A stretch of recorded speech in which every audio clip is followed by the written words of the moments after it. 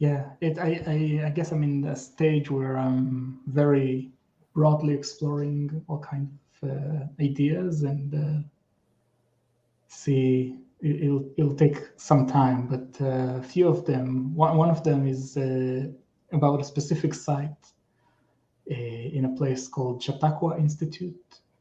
It's in the west edge of New York State, and it's an kind of a summer camp and educational center on the shores of Chautauqua Lake, and inside that village there is a scale model of Palestine called Palestine Park. It was built in 1874, right before, I don't know, Zionism kind of started, and the first colonies were established in Palestine. And I'm kind of doing research and exploring how to intervene with that model. So that's one. What is the quick story? How did that model come to be? It was built as an educational kind of teaching aid. So people who came to that summer program on the shores of Chautauqua Lake, they would come in boats from another town, and they would disembark over there, right at the model, as if they were coming through the Mediterranean Sea and reaching the shores of Palestine. What scale is it built at? And forgive me, I know this is a Google away, but I don't want to, so I don't want to take up time on it. But like, what scale was this? Yeah, I'm not sure. I can show it on a map, but I'm not sure what the scale is. I forgot. I have it somewhere. You make me think. Was there a period at which those kind of models flourished? And I asked this because I had maybe like 5 years ago. I was in Baton Rouge, Louisiana, as part of this like conference. I don't remember what the conference was. It was a big planning conference, and there was like a field trip to this giant airplane hangar.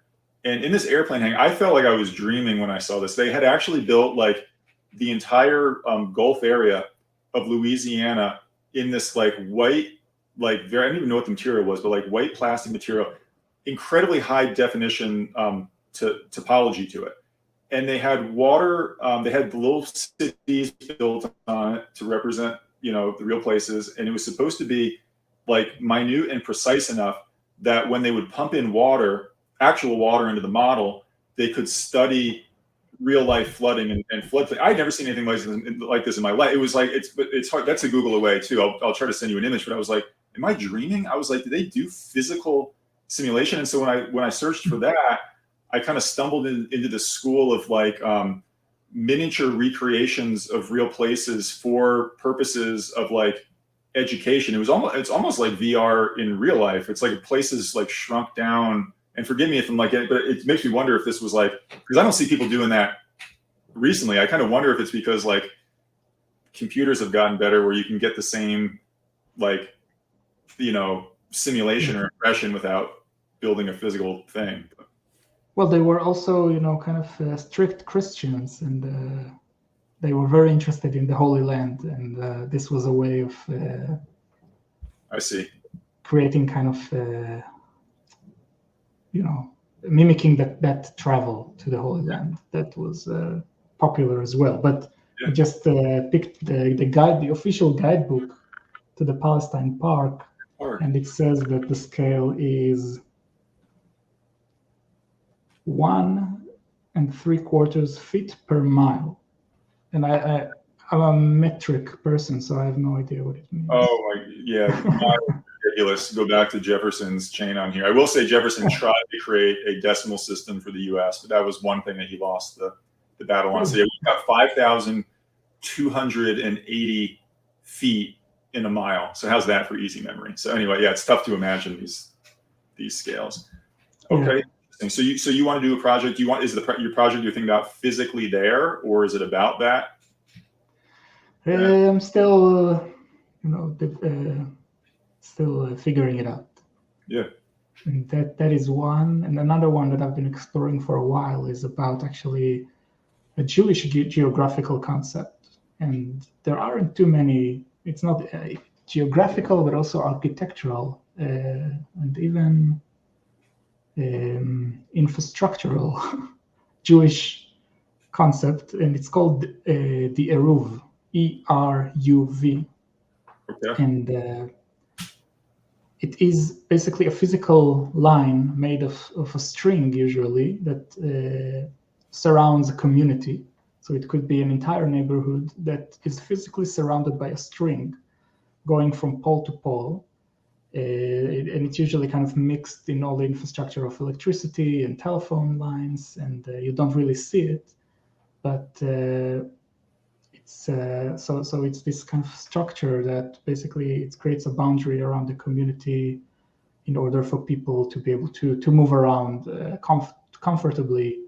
It kind of the physical boundary renders the entire community as a private domain, because they do it because on the Shabbat, on Saturday, you are not supposed to carry any objects between your private domain and a public domain. Yep. So if you want to go to the synagogue to pray, and you want to take your keys to the house or your baby inside a trolley, you must have that line surrounding your community in order to render the entire community as a private domain. And you can find it actually in many American cities. It's just invisible to anyone who doesn't know about it. I didn't know and that. Even if you do know about it, it's really hard to find. But the whole concept is described in a holy Jewish text called the Talmud, which is one of the most fundamental Jewish texts, or probably the most important. And one volume out of the, I don't know how many volumes there are. It's a huge series of books. So one of them is about that, and it's very interesting because it's that text is almost 2,000 years old, but it kind of describes all those architectural settings to create that boundary line. And there's many specific details about it, but it's like, I don't know, Judaism feels for me very abstract religion. Like there's no images shouldn't be made. It's forbidden, right? Creating images of men or of men or women is forbidden. And then it's also, there's nothing about architecture in that religion as opposed to Christianity, which is very architectural.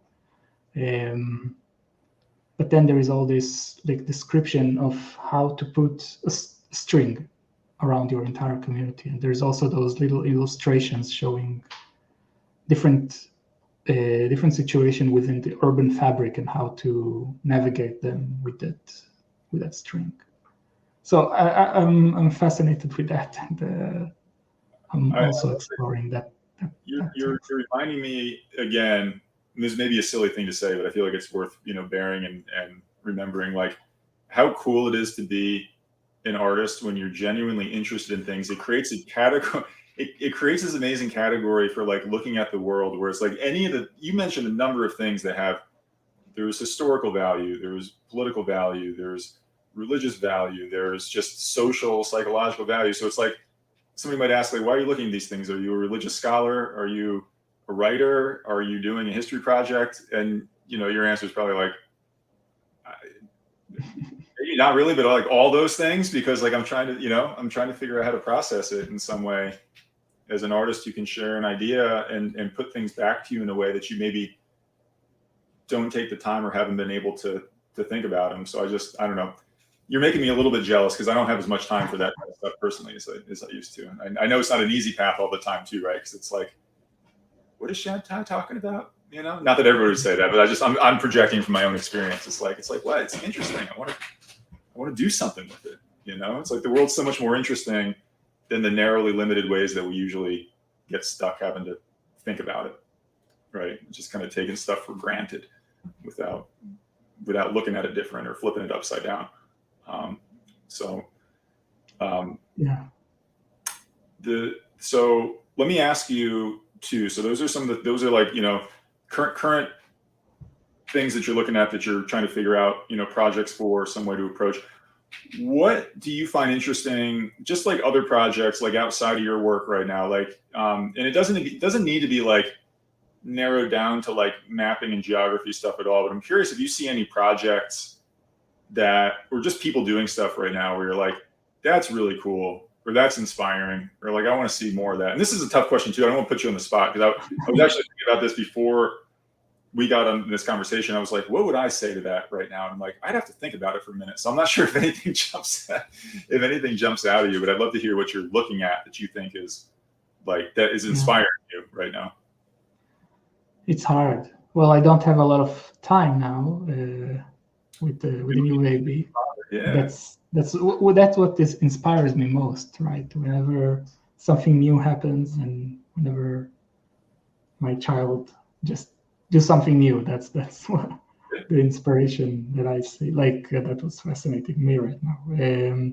It's hard to just pick something, and I guess most of the time just looking at stuff that usually inspires me to work, which is not necessarily other people's projects, but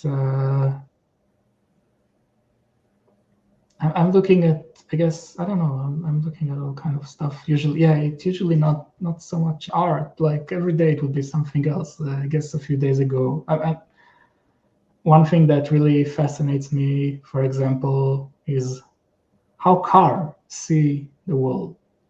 I don't know if I phrased that correctly, but how cars, like self-driving car stuff, or not necessarily the self-driving ones, but I'm really fascinated about how they look at the world, and I'm always kind of looking at those. I don't know. This is something that sometimes I would really like to do something with that. Which is, it's a statement. I don't know how to explain it exactly. I guess it's just my answer is just another idea for a work of mine. So that's good. Hey, look, when you're a creative person, that's how it is. It's cool because there's no one way to do things, of course, but I always find it interesting. Like, it's like, what are your artistic influences? And your brain is just going right back to just like stuff happening in the world, rather than like, oh,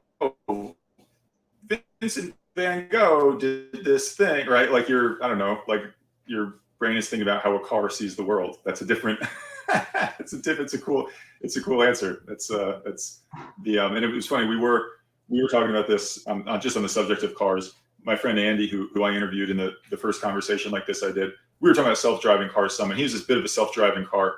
I won't call him a total like skeptic, but just, we had this really funny conversation about like how shockingly good people are at driving. Like I was saying, I was laughing because like this thought occurs to me. I do a ton of driving, or like not so much since the pandemic, but where my wife Mary and I live in Michigan, it's literally a 10-hour drive back down to Detroit. From Detroit, you can go to Calumet in the Upper Peninsula, or you can drive to New York City. It's the same distance. And so I would do this 10-hour drive like all the time, daytime, nighttime, to the point where sometimes you're driving at night and I'm like freaking myself out because like what I'm doing is totally legal. There's other people on the road, but honestly, all my brain is doing is I'm looking at a little bit of yellow line right here, and I'm looking at a tiny bit of reflection right here.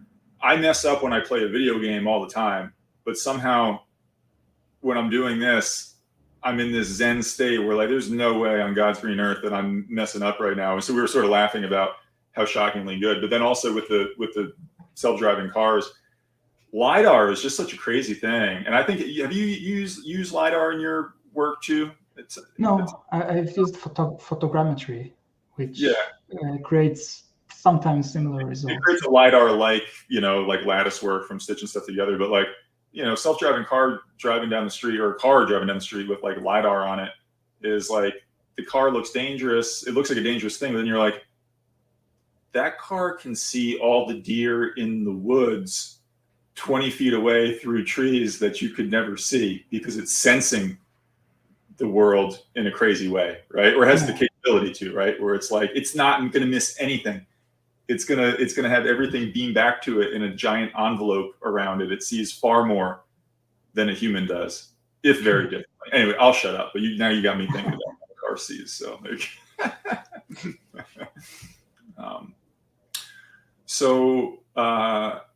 I'm trying to think what else I want to make sure that we get to on this. One thing, it's should be clear from this conversation, but I encourage everybody to get to Shabtai's website, check out the work that he has there, follow the Jefferson Grid, even though he's not posting as frequently. Sounds like he wants to toss his fans, maybe a photo or two every year or two. And I will say, this is very genuine. If you ever want to dust that project off, or just look at land in the U.S. in some way, no joke, our team has assembled, it's effectively every property boundary in the U.S. And there's really cool spatial analysis you can do. We haven't done this yet, but I was thinking about it. I was like, we can just pull out every roughly square mile parcel that exists in the US and just quantify that, you know what I mean? Where it's just this is literally all of them, right? And every other shape. These are the quarter sections, these are the eighths, these are the different subdivisions. And so if there's ever anything you wanted to play with, pulling imagery or looking at that stuff, that would be a very fun collaboration. And it'd be super easy for us to do. We have it all, and that's the kind of nerds, that's the level that we hang out at. Yeah. So I put that out there as a thing. If you ever needed that, rather than I don't want to stop you from the serendipity of snooping Google Earth for stuff, but it can run that quantification to scale. I have no idea how many square mile sections there are right now. I know the number is large, but we could find that answer, right? And see where they are. And it's amazing, it's not only, I guess, it's just amazing in how many ways this that grid is manifesting. That is really what the project was about. Yeah, it's deep. It's deep. It's deep. Yeah. That is with that Measuring America book that I mentioned, the way that I've come to view it is almost as a magic spell. When I say magic spell, I mean once this grid was cast across the surface of the earth, it was the right kind of creative constraint to really organize people's behavior in a very decentralized way. Once they believed that the grid had validity, that if they respected its boundaries, that the government would bestow certain things on them, and it gave them confidence to do things, including terrible things. It was the perfect tool for removal of other people, because it was once the grid was laid down, it was just a logic in the brain of no, mine, and here's the paperwork. Here's the shape, here's the paperwork, whatever. But it is a magic spell when you think of how would you ever organize something like a creation of a vaguely coherent society over a large area of land. The square, the magic wand.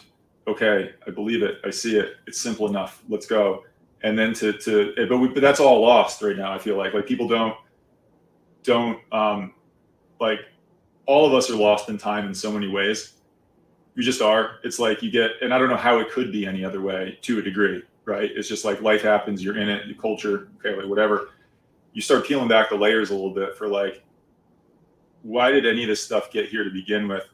And I think when you take the time to do that, it does make life a lot richer. It makes it a lot scarier sometimes too, because you feel the vertigo of nothing has to be the way it is, right? Nothing has to be the way it is. And you want to change stuff, but then keeping stuff the same way for a long time is how people eventually get comfortable enough to do other things. But no, we'd love to collaborate. If there's anything, that we could provide just from the data side, if you have projects, even if it's smaller, different stuff like that, property shapes and whatnot, that would be an honor and a pleasure. Let's continue this conversation. I'm not sure. Yeah, it will be interesting to see. Mix it in there with the Palestine Park and the threads around communities and how cars see. Put property polygons in the mix on there somewhere. And no, I'm just glad we got a chance to know you. And I feel it's funny. I don't know why it wouldn't be this way, but I just feel this is the first time we've ever chatted at all, other than our correspondence. But I really enjoying it. I'm kind of forgetting that we're recording anything, which I think is a good way to be. That's what makes it better than my next question. Whatever. So I look forward to more of this. And again, I appreciate you making the time, and congratulations on being a father and for making interesting work. So yeah, I hope to catch up with you again soon. And yeah, absolutely. Yeah, thanks, Shabtai.